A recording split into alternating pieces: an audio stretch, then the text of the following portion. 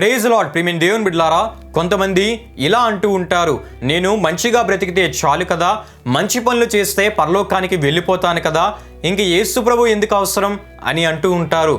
మంచి పనులు చేయడం తప్పు కాదు, మంచి పనులు చేయడం చాలా మంచిది. అయితే కేవలం మంచి పనులు మాత్రమే మనల్ని పరలోకానికి చేర్చలేవు.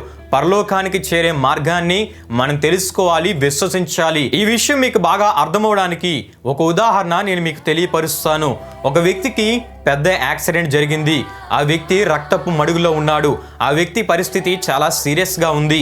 అటువంటి పరిస్థితుల్లో ఆ వ్యక్తి, నేను మంచి మనిషిని, మంచిగా బ్రతికాను, ఎన్నో మంచి పనులు చేశాను, ఎంతో మందికి సహాయం చేశాను, ఎన్నో దానాలు చేశాను, కాబట్టి నాకు ఈ సమయంలో డాక్టర్ అవసరం లేదు, డాక్టర్ ట్రీట్మెంట్ కూడా అవసరం లేదు అని అంటే ఆ వ్యక్తి బ్రతుకుతాడంటే బ్రతకడు.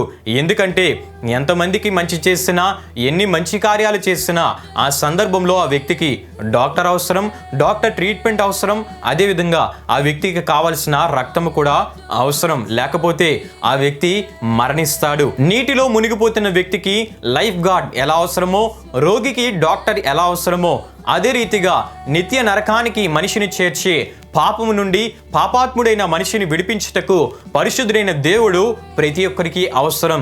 ఆ పరిశుద్ధుడైన దేవుడే యేసుక్రీస్తు ప్రభువారు. యేసు ప్రభువారు పరిశుద్ధంగా జీవించి కలువరి సిలువలో మానవుల పాపముల నిమిత్తమై తన పరిశుద్ధ రక్తమును చిందించి తన ప్రాణమును బలియాగము చేసి సమాధి చేయబడి మూడో దినమున మరణాన్ని గెలిచి తిరిగి లేచారు. యేసు ప్రభువారు జన్మత కర్మత పాపములు లేనివాడు గనుక ఆ రెండు పాపములు కలిగిన పాపాత్ముడైన మనిషిని విడిపించుటకు, రక్షించుటకు పరిశుద్ధుడైన యేసుక్రీస్తు ప్రతి మనిషికి అవసరం.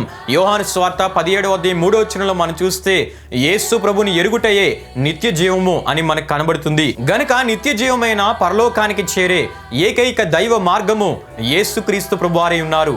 ఈ దైవ మార్గము ప్రతి మనిషికి అత్యవసరం. ఆమేన్.